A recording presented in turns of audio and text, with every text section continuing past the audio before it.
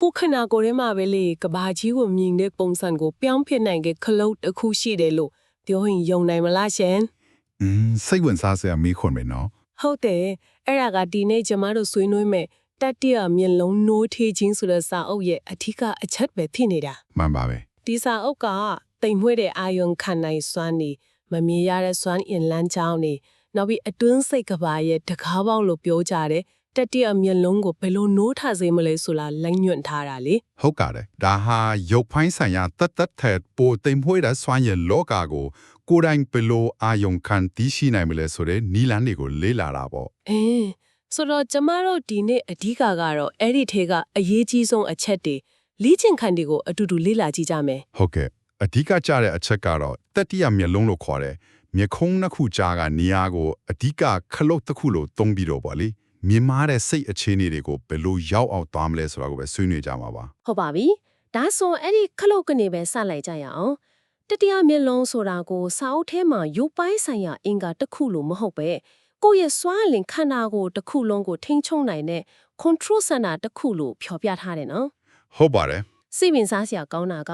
သူ့မှာကိုယ်ပိုင် app site ကုထုံးတစ်မျိုးလို့အားနေသင်ရှိလေလို့ဆိုတယ်အဲ့ဒါကဘလို့အတိတ်ပဲမျိုးလဲရှင် အဲ့ဒါကဒီလိုပါတတိယမျက်လုံးကိုနိုးချအောင်လုပ်လိုက်တဲ့အခါသူကခန္ဓာကိုယ်ထဲကစွမ်းရင်စီးဆင်းမှုမညီမျှတာတွေကိုအလိုအလျောက်ပြန်ညှိပြတယ်လို့ဆိုတယ် အော် ဥပမာတနေရာမှာစွမ်းရည်ဒီပိတ်ဆို့နေရင်အဲ့ဒီနေရာကိုဖြေလျှော့ပေးလိုက်တယ်လို့မျိုးတနေရာမှာအားနည်းနေရင်အားဖြည့်ပေးလိုက်တယ်လို့မျိုးပေါ့ အဆက်ကူထုံးဆရာတယောက်ကလိုအပ်တဲ့နေရာကိုအနှလုံးစော်ပေးတယ်လို့မျိုးဒါကကိုယ့်ဘာသာကိုပြန်လုပ်ပေးတယ်ဆိုတဲ့သဘောပေါ့နော် တိတိကျကျပဲကိုယ်ခန္ဓာကိုယ်ရဲ့စွမ်းရည်စနစ်ကိုကိုယ်တိုင်ပြန်ပြီးဟန်ချက်ညီအောင်လုပ်ပေးတယ်ဆိုတဲ့သဘောပါ ဒါဆိုအဲ့လောက်အစွမ်းထက်တဲ့ခလုတ်ကိုဘယ်လိုဝင်လို့ဖွင့်ရမလဲတော့တစ်ချောင်းတော့လို့မှာပေါ့ လို့တာပေါ့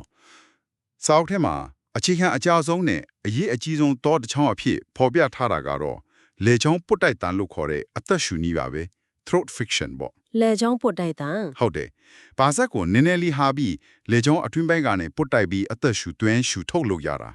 ။အတန်ကဟမ်တန်လို့တုံနေတာမျိုးမဟုတ်ဘူး။လေတော့တန်လို့ပင်လေလိုင်းတန်လို့မျိုးရှူရှူနဲ့ထွက်တဲ့အတန် ခဏလေးနော်အဲ့ဒီအတန်ရွရွရွချက်ကဘာများလဲတရားထိုင်တယ်လို့မျိုးစိတ်ငယ်အောင်လုပ်တာလားစာအုပ်ထဲမှာစွမ်းရည်တွေကိုပုံဖော်ပေးဖို့ဆိုတဲ့စကားလုံးကိုသုံးထားတယ်အဲ့ဒါနည်းနည်းလေးနားလည်ရခက်တဲ့ပုံဖော်ပေးတယ်ဆိုတာဘယ်လိုမျိုးပါလဲ ။အဲ့ဒါကောင်းတဲ့မိကုန်းပဲ။ဆိုလိုတာကဒီအတန်ကြောင့်မမြင်ရတဲ့စွမ်းရင်ကိုပိုပြီးခန်းစားလို့ကောင်းပါတယ်။ပိုပြီးထိတွေ့လို့ရတယ်လို့ဖြစ်သွားတယ်လို့ပြောတာပါ အော် ။ခုလို့စူစီပြီးအာယုံခံနိုင်အောင်လုပ်ပေးလိုက်တယ်လို့ပါပဲ အာလက်နဲ့ကင်လို့ရတယ်လို့ဖြစ်သွားအောင်လုပ်ပေးရမျိုးပေါ့ ။ဟုတ်တယ်။ဒါကြောင့်မြခုံးကြားကိုအာယုံစိုက်တဲ့အခါဒီအတန်ကိုတုံးလိုက်ရင်အဲ့ဒီနေရာကခန်းစားမှုကအများကြီးပိုပြီးထင်ရှားလာရုံ အော်ဒါဆိုဒီအတန်ကအာယုံခံနိုင်စွမ်းကိုခြေပေးတဲ့ amplifier တခုလိုမျိုးပေါ့နော်ခေဒါဆိုစောက်ထက်ကလေ့ကျင့်ခန်းကိုကြီးလိုက်အောင်ဒါက6တွေးတဲ့လက်မြွန်ချက်တွေတိုင်းလုပ်ရတာထက်ကိုယ့်ရဲ့အတွင်းပိုင်းခီးတခုလိုပဲနော် ဟုတ်ပြီစာအုပ်ကတိတ်ဆိတ်တဲ့ခန်းထဲမှာဖျောင်းနိုင်မီလေးထွန်းပြီးအဖြူရောင်လိုရောင်ဖြော့အဝတ်စားတဲ့ဝတ်ဆင်ပြီးလေ့ကျင့်ဖို့ကြံပြူထားတယ် อืม ပထမဆုံးပလက်လန်အနာယူလိုက်တယ်ပြီးတော့စောစောကပြောခဲ့တဲ့လက်ချောင်းပွတ်တိုက်တန်နဲ့ဖေးမင်းမမအသက်ရှူတယ်အစပိုင်းမှာတော့အာယုံကလက်ချောင်းကချော်လာတဲ့အတန်းပေါ်မှာပဲရှိနေမှာပေါ့ ပြီးတော့မှအာယုံကိုမြက်ခုံးတစ်ခုကြားကနေရာကိုတဖြည်းဖြည်းရွှေ့လိုက်ရတာပေါ့အဲ့ဒီမှာလေစာအုပ်ထဲမှာစိတ်ဝင်စားစရာကြိုင်ပေးချက်တစ်ခုပါတယ်အဲ့ဒီနေရာရွှေ့မှာလက်ဖော်ဝါကိုတစ်လက်မှနှစ်လက်မှလောက်အကွာမှာထားကြည့်ခိုင်းတယ်ဒါကဘာတဘောလဲရှင် တိတိကျကျနဲ့လက်ဘဝဟာစွမ်းရင်ကိုအာယုံခံနိုင်စွမ်းအယမ်းမြင့်တဲ့နေရာတစ်ခုဖြစ်တဲ့အတွက်မြက်ခုံးကြားကထွက်လာတဲ့တိမ်မွေးတဲ့စွမ်းရင်ကိုလက်ဘဝကဖမ်းယူခံစားမိနိုင်တယ် အော်ပို့ပြီးတီတာတွားအောင်လုပ်ပေးတာပေါ့ ဟုတ်တယ်အဲ့ဒီလိုလုပ်လိုက်တဲ့အခါအဲ့ဒီနေရာမှာတစ်ခုခုချိနေတယ်ဆိုတာကိုပို့ပြီးယုံကြည်မှုရှိလာစေတယ်အဲ့ဒီနောက်မှာတော့အဲ့ဒီနေရာမှာတုံခါမှုကျင်တာဒါမှမဟုတ်ဖိအားတစ်ခုခုကိုအာယုံခံမြောက်စ조사ပြီးစောင့်ကြည့်ရတယ် อืม တစ်ခုခုခံစားမိပြီဆိုတာနဲ့အဲ့ဒီခံစားမှုကိုလေချောင်းပုတ်တိုက်တန်နဲ့ချိတ်ဆက်ပြီးအားကောင်းလာအောင်လုပ်ပေးရတာ ရဲ့အဲ့မှာထိုင်နေရင်နဲ့တခုခုတော့ခံစားရပြီဆိုပါတော့တုံတာမျိုးကျင်တာမျိုးပေါ့အဲ့ဒီခံစားမှုတွေကဘာကိုဆိုလိုတာလဲစိတ်ရဲ့ထင်ယုံထင်မှားဖိမှုပဲလားဒါမှမဟုတ်တကယ်ပဲတခုခုကိုအာယုံခံမိနေတာလားစာအုပ်ကဒါကိုဘယ်လိုရှင်းပြထားလဲ ဒီအချက်ကအရင်အရေးကြီးတယ်စာအုပ်ကဖြစ်နိုင်တဲ့ခံစားမှု၃မျိုးကိုအမျိုးအစားခွဲပြီးရှင်းပြထားတယ် ဒါကကိုကြုံတွေ့ရတဲ့အရာတွေကိုနားလည်ဖို့အညွှန်းမောက်တစ်ခုပေးလိုက်တာနဲ့တူတူပဲ ဟုတ်ကဲ့ ပထမတစ်ခုကတုံငါမှုကျင်တာ PR vibration ခံစားရတာ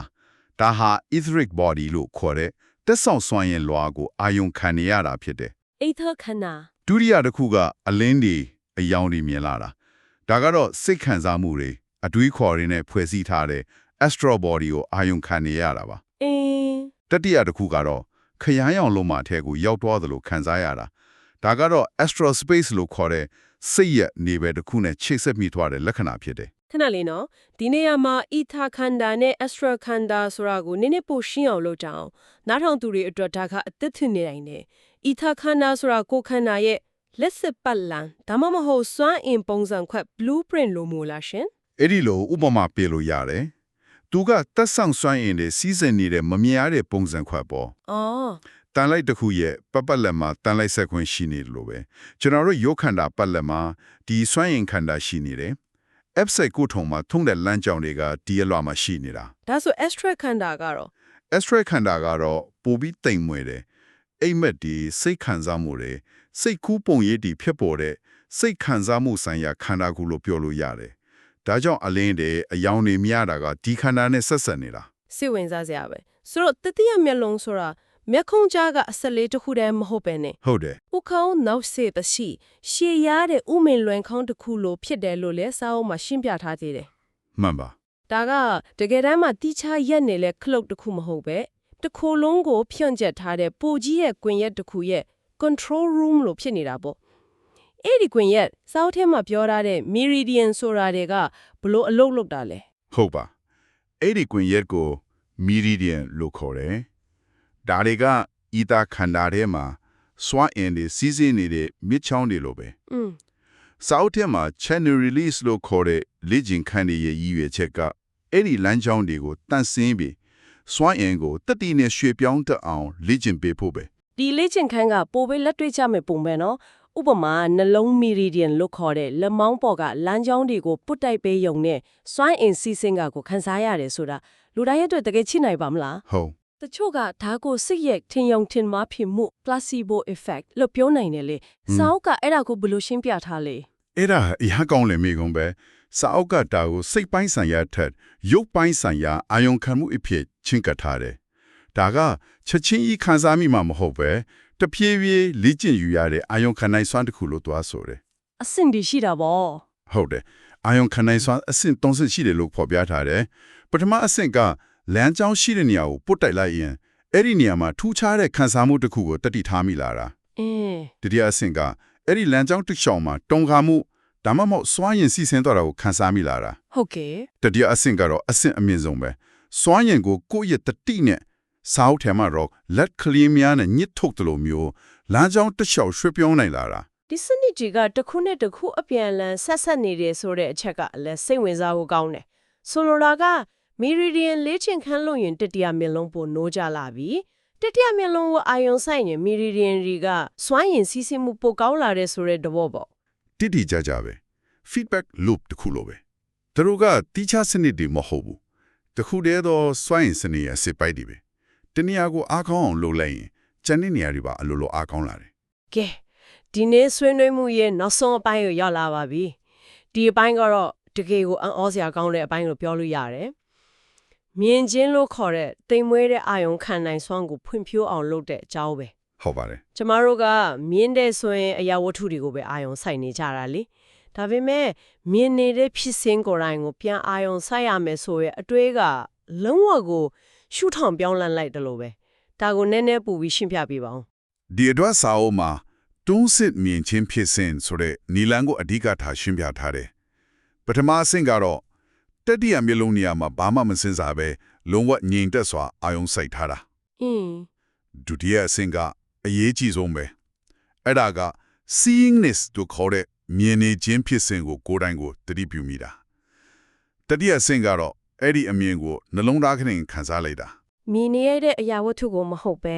မြင်နေခြင်းဖြစ်စဉ်ကိုတတိပြုမိခြင်းဆိုတာကိုတာမင်လူတရားနားလည်အောင်ဘယ်လိုရှင်းပြလို့ရမလဲဥပမာကျမခုရှေ့ကစားပွဲတစ်လုံးကိုကြည့်နေတယ်ဆိုပါတော့ ကောင်းပြီ